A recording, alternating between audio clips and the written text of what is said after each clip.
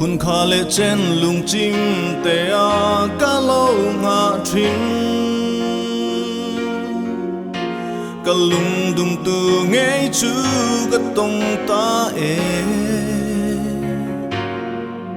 chung khoa nu ven him na za ra ngei chuan mo nang ngei hi ni ka lung dum tu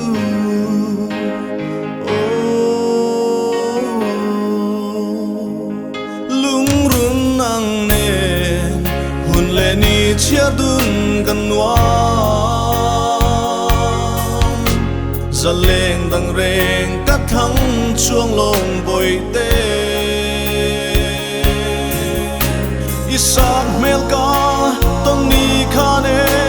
ka ching mi tha ni cham reng si ka ma ngai che boi te ka ma ngai che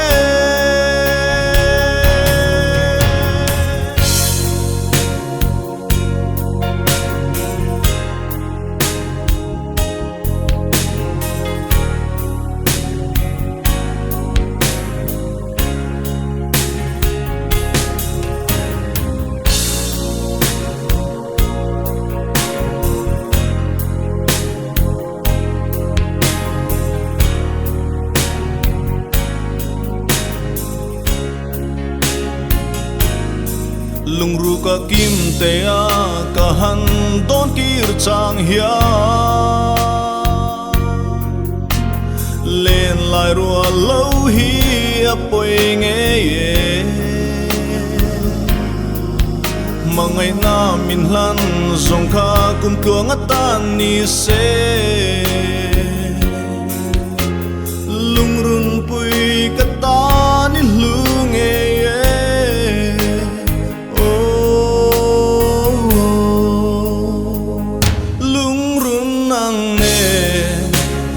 ni chia dun kan wa za leng dang reng ka thang chuang long boi te isak mel ka ton ni kha ne ka ching mi tha ni cham reng si ka ma ngai che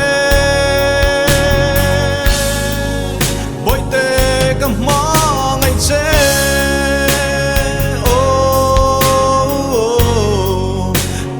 chuan na mua la dang si mo lung le na na lung run nang ne hun le ni chia dun kan wa za leng dang reng ka thang chuang long boi te isak mel ka ton ni kha ne ka ching mi tha ni cham reng si ka ma ngai che boi te ka ma ngai che ka ma ngai che